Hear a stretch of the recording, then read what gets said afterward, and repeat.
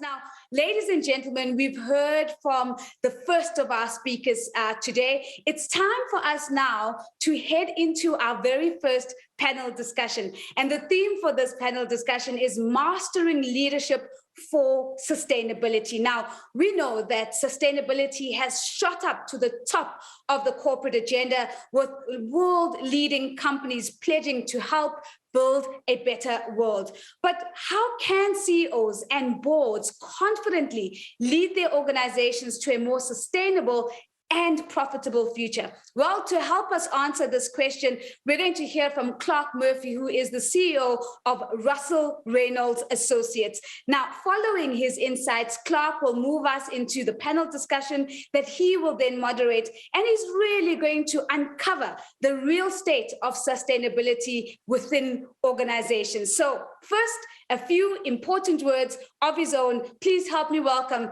Clarke Murphy, CEO of Russell Reynolds Associates.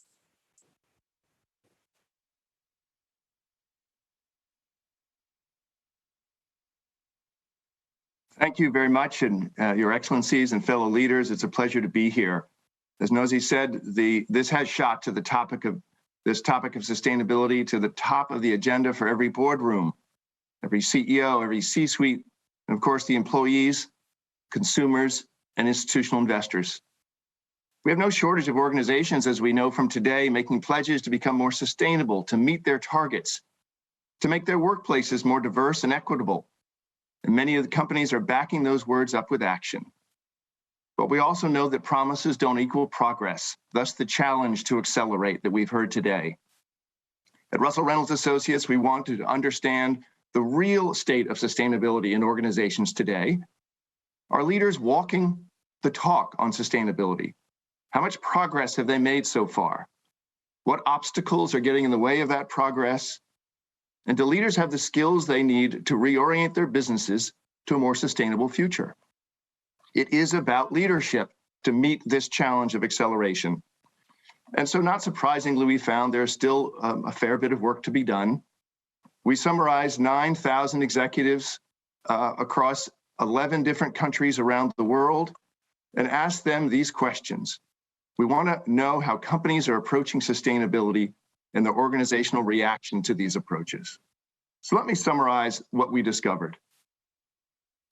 About 40% of the C-suite executives say their organization has a sustainability strategy that has been acted on and clearly communicated. Good news. But only 29% of their employees agree.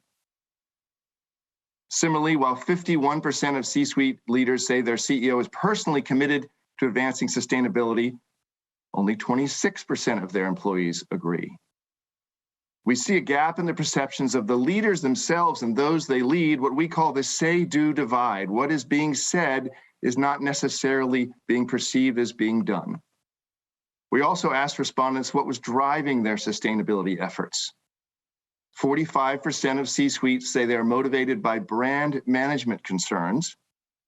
They want to be viewed as socially responsible. By comparison, just 21% said that value creation sets the agenda.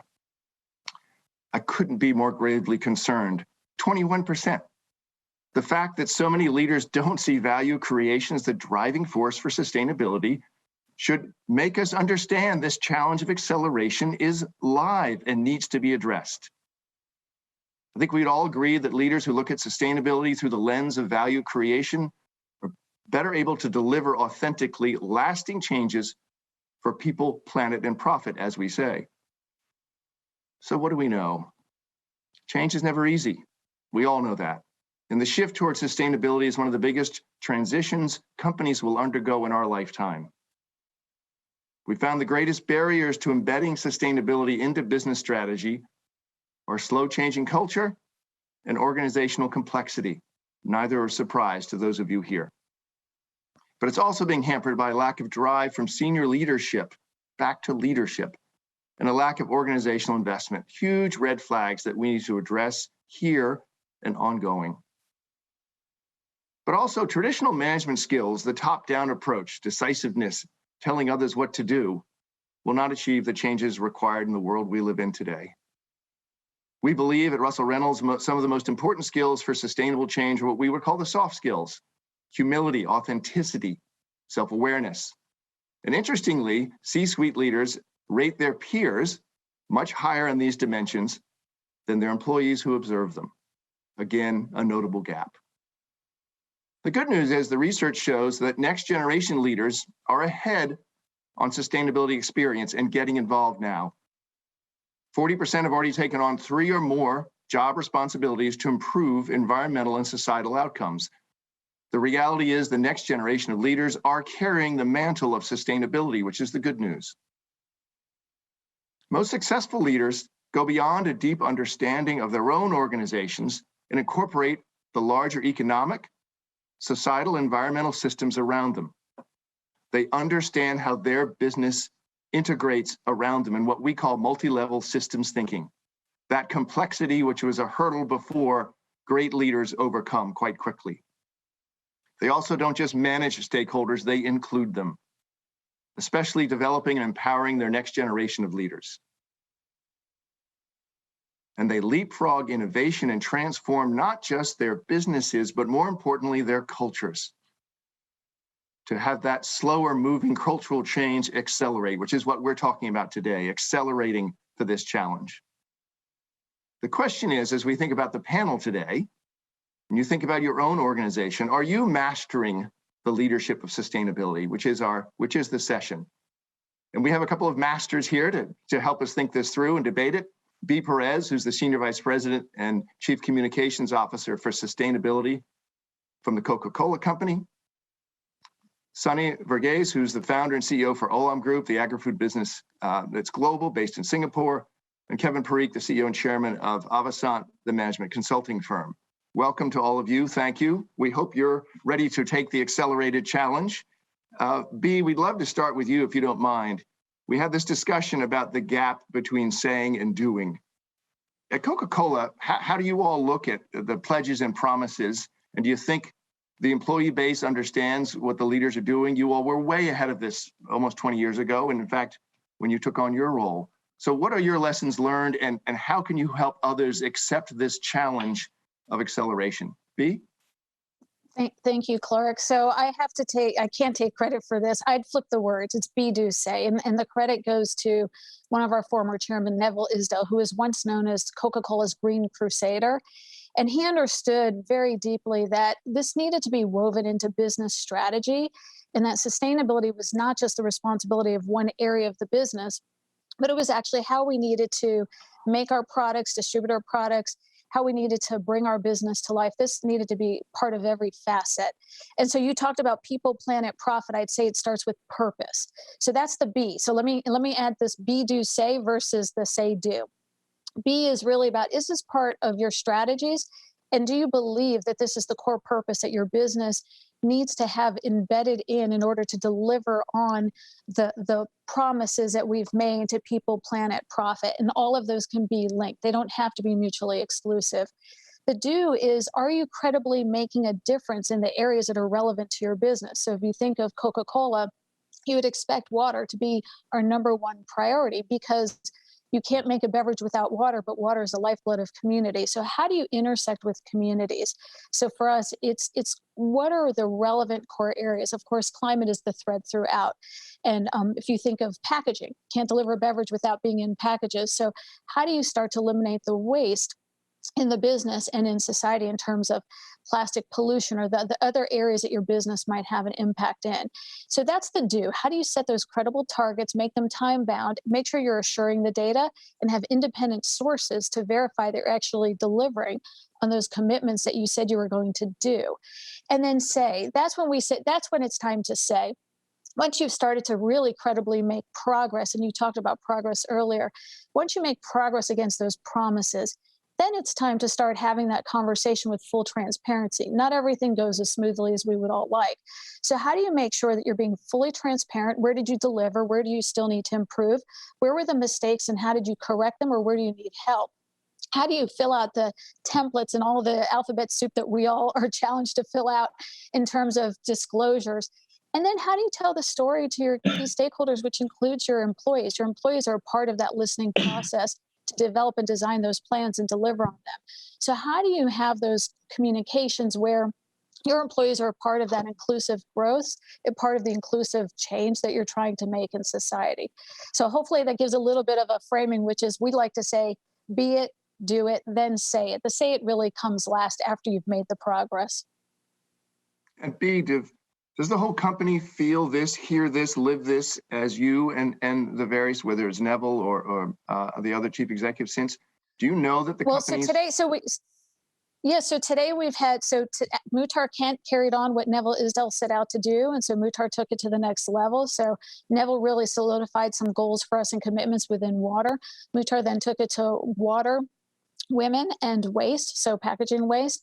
And then James Quincy added on the thread throughout climate and really built on what the leaders before had created. And the reason why is because this is core to the purpose. So our purpose is refresh the world and make a difference. And make a difference is really where this lives throughout and how we actually think about our business and how we want to drive the change that we'd like to make in society. So we want to add value, create value. You talked about adding value earlier. And what's interesting is when we do our surveys with employees, it's why a lot of employees choose to stay at Coca-Cola and what really excites them about the work that they do, because they know that they're doing more than just simply refreshing the world. They're also able to use their roles every single day to drive the scale and magnitude of change. So we, for example, a couple of years ago, under Muhtar's leadership, we set out to empower 5 million women by 2020. We over-delivered on that goal. We achieved 6.1 million women by 2020. We assured the data through E&Y, and we publicly reported. What was interesting is if you look at the value that was created, not just for our company, but also for those individual women, there was some studies done by Ipsos Research. Women on average increased their income by 46% in the different areas where we did the research. So that was in the Philippines and South Africa. So we know that those women earned more money for their individual livelihoods, while at the same time, we know that Coca-Cola, because of how we work with communities, was better off because the community was stronger. Sunny, the agribusiness, you literally are the planet. You, again, were early in looking at how your business practices ran. Talk about not just what you've done, but bringing people with you, the followership as a leader around sustainability. Thank you, Clarke. And I have to agree with B on the starting point of all of this for us, at least in our company, is about what our purpose is. Our purpose is really the problem that we are trying to solve as a business. And it is the cause and the reason why we come to work every day. And for us, it is to help reimagine global food and agricultural systems as a leading global food and agribusiness. We believe that the global food and agricultural system is broken. We account for more than 25% of the world's greenhouse gas emissions. We consume more than 71% of the world's fresh water. And we account for more than 80% of the world's biodiversity collapse. So if our challenge is to feed a growing population estimated to be about 9.5 billion people by 2050, then how are we going to produce more food, feed, and fiber without destroying the planet? Business as usual, the way today we produce and consume food, is unsustainable. So therefore, our purpose, and in order to meet and achieve our purpose, we need very granular and specific pathways in reducing our carbon intensity, our water intensity, our waste intensity, making sure that we have prosperous farming systems and farmers. Unfortunately, today, almost 60% of the world's smallholder farmers live below the poverty line in terms of $1.90 per day, the monetary definition of poverty. And almost 55% of them go to bed hungry every day. So the people who produce our food, it's a travesty of justice that they have to go to bed hungry. So how do you solve for these problems? So I want to just give you a couple of practical, granular pathways that we have implemented, not all of them. One is, in order to make sure that we can pivot and transition from more outcome-oriented, very tailored, very place-based interventions, we launched a program called At Source, which is to meet our 3 purpose outcomes. We focus on 10 sustainability areas. And within these 10 sustainability areas, we have developed over 350 sustainability metrics. For example, every product that we supply to our customers, whether it's cocoa or coffee or edible nuts, we're able to measure the greenhouse gas intensity from our farm or from our third-party farmers from where we originate all the way to our customer's factory gate. and we show them a longitudinal evolution of how we are reducing this carbon intensity. For example, last year in our processing facilities, we reduced our carbon footprint from 0.19 tons per 0.19 per ton of product produced to 0.13. So there was a 33% saving. In our scope 3 emissions, which is our supply chain, which accounts for 95% of our emissions, we were able to have a 17% reduction, 14.2 million tons of carbon that we saved over the prior year. However, in our upstream farming and orchard operations, plantation management operations, our footprint actually increased because the volume of more carbon-intense crops like almonds, etc., actually grew, and therefore we moved from 1.72 tons per hectare to about 1.9 tons per hectare. So as we said, we have to report our progress transparently, what's and all, so that there is clearly a way of managing how to improve those intensities. So this at source is a digitally enabled dashboard where we now offer 350 odd sustainability metrics, including living incomes of the farmers that we source or originate from, carbon intensity, water intensity, waste intensity. So that is one example.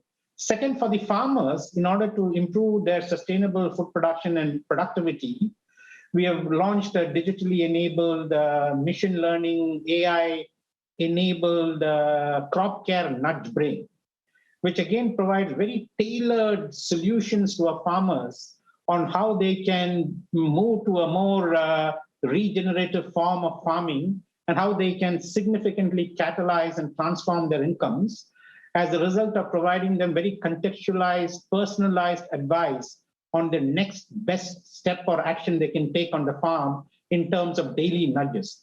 So the gap between action and what you pronounce as your ambition can only be bridged if there is coherence between your purpose, your sustainability framework, actual strategies, programs that you can deliver, measuring it and reporting it. That is the only way you can bridge that gap.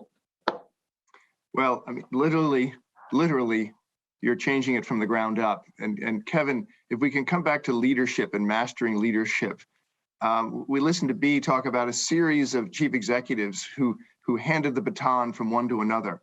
We know that the progress we have to make must go past one leader. The next gen leaders, our research showed, they are active, they're ready to go, their actions and their words match. How do you think about techniques to empower next generation leaders? How do we help them accelerate and also grow the number? Your thoughts on leadership at the next level? Wonderful. So I'd like to start first by saying is that the first tenet of this we see with both Bea and Sunny is how they've been able to weave sustainability into the culture and business objectives of their organization. And this is absolutely essential. And at Avasant, we started our journey in 2011, not just by joining the United Nations Global Compact, but we actually started our own program in cooperation with the Rockefeller Foundation. And we're a digital business and focused on doing technology deals. We do about $20 billion of technology and digital strategy deals per year. As you can imagine now in the midst of COVID, this is a busy time for us. But how we managed to bring this into the fabric of the company, which is the first tenet, I think, of ensuring sustainability, is we conducted a study with the Rockefeller Foundation of 3 African countries, Uganda, Kenya, and South Africa. And how could we actually bring jobs to those regions, meaningful digital jobs that aligned with our core business? In so doing, we expanded the study very successfully to 32 countries. Now, I bring this up because that was the trigger for the start of our journey. But from that came specific sustainable development metrics that we used in launching our own foundation in 2011.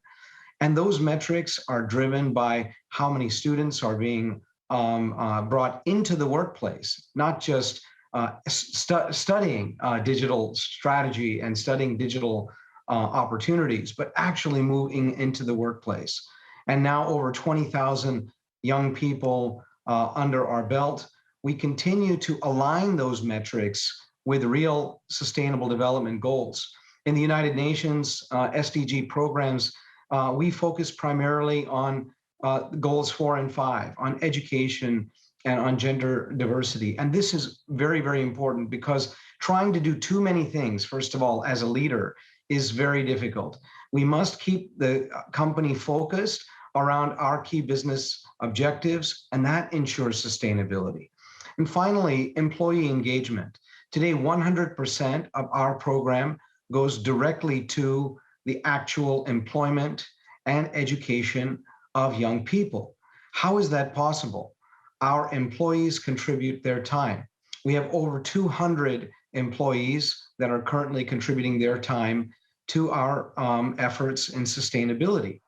And why, again, this is so critical is they love it. It's become part of their DNA. When we talk about bringing new leaders into the organization, they could not even hope to not support this program. Because if they were not to support the program, they would be working against the fundamental DNA of the organization. So again, these 3 factors are so critical. 1, tie to your business goals and make sure that sustainability becomes part of your strategic business objective. 2, run it by the metrics. Run it just like you run your business and tie to global metrics, not just metrics that you create, but metrics that can roll up to a global view of what your contribution is as a business to the Sustainable Development Goal achievement. And 3, get your employees engaged, be transparent, and love what you're doing. I love the practicality. That's what we need. We need leaders want to say, what can I do? And the integration, the metrics, and the DNA, you said is core to the DNA. If I could ask you each very quickly, maybe just a minute each, the balancing the long and the short term, the trade-offs, public companies versus profit and long-term progress. B, if you could just in 1 minute say, how does Coke look at the long and the short term as a huge public company? Well, there isn't a long term without a short term, right? So you have to be successful and you have to make progress in the short term to drive the longer term outcomes. And you also have to build on it. So, for example, if I think about the climate space, when we set a goal, actually, original goal was to reduce the carbon of the drink in your hand by 25%. At the time, that took into account our entire value chain. It seemed bold, it seemed aggressive, but it wasn't a science-based target. So in the last year, we said, well, actually, to really make a difference and to drive that ambition of net zero by 2050 and to really reach the Paris Accord and to maybe hopefully do more, we need to set a science-based target. So after we met that initial goal, we just in the last year established a science-based target to drive those further outcomes that are required. And what I would say is that understanding the partner networks that you have to work in to drive these outcomes are going to be critical to the long term. So who can help you to drive the scale and the reach? You might have a global partner organization like a World Wildlife Fund, but then you also might need a local regional partner like a Triciclos in Latin America or someone who's relevant in your local market. So for us, it requires really that what you heard earlier from Kevin, that institutionalization into the business planning process through these partnerships to understand what's the long-term outcome you want to drive, and you have to make the short-term milestones in between to get there. There you go. So in the accelerated challenge, we're getting challenged to meet our timing deadline here. Last question, brief to everyone, starting with Sunny. What's the one piece of advice you would give to another chief executive this year as they prepare for next year to accelerate their progress? Sunny, Kevin, and then B. Your advice. Sure, thanks, Clarke. So the first is you got to be the change that you want to see in others. Only about 6 or 7% of the world's population have got naturalistic sustainability intelligence. Most of us are not blessed with it or born with it. So how do we change our organizations? It has to start with us, each of us. The way we live and consume has to be an example to inspire our teams. Secondly, pivot your companies in terms of making your targets transparent, your measurement and reporting transparent. Third, be willing to join multi-stakeholder coalitions to develop sectoral pathways, whether you're in the food sector, energy sector, cement sector, because you as a good actor on its own cannot change anything. Fourth, advocate for carbon tax, for mandatory reporting of footprints, and be a champion to advocate. we got to act at these 4 levels at the very least to make a real change and make a difference to the world. Kevin, your advice? Well, I would say, in addition to the points that I made earlier, lead by example. This is absolutely essential. And as we lead by example, we need to ensure that we are being sincere in what we are asking our employees to do. Pick missions that not just align to the business, but create passion amongst them.